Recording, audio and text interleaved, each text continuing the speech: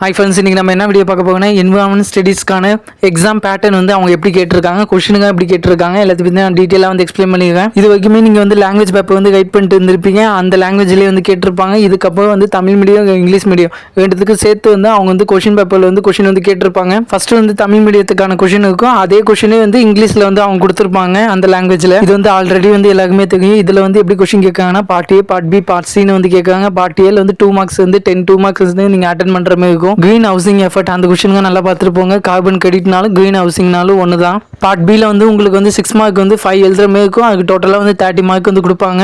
Direct கொஸ்டினாக கேட்பாங்க, indirect கொஸ்டினாக வந்து கேட்க மாட்டாங்க.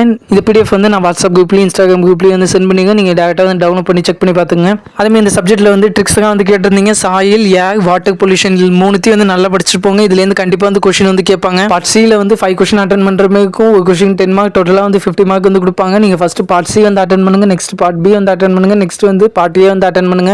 ஆன்சர் புக்லெட்டை வந்து ஃபுல்லாக வந்து கம்ப்ளீட் பண்ணிட்டு வாங்க. சில எக்ஸாம் சென்டரில் மட்டும் உங்களுக்கு அடிஷனல் ஷீட்டு கொடுப்பாங்க. நீங்கள் அதையும் கேட்டுட்டு அதையும் வாங்கி ஃபில் பண்ணி வைங்க. இந்த பிடிஎஃப் வந்து வாட்ஸ்அப் குரூப்லேயும் இன்ஸ்டாகிராம் குரூப்லேயும் வந்து சென்ட் பண்ணிங்க. நீங்கள் டேரெக்டாக போய் அங்கே போய் வந்து செக் பண்ணி பார்த்துங்க. அதேமாதிரி உங்களுக்கான இம்பார்ட்டன்ட் கொஸ்டின் பிடிஎஃப் வந்து நான் இன்ஸ்டாகிராம் குரூப்பில் வந்து சென்ட் பண்ணிங்க. நீங்கள் அதில் போய் டவுன்லோட் பண்ணிக்கங்க. எல்லா கொஸ்டினுமே அட்டன் பண்ணுங்க, பேஜை வந்து ஃபில் பண்ணி வைங்க.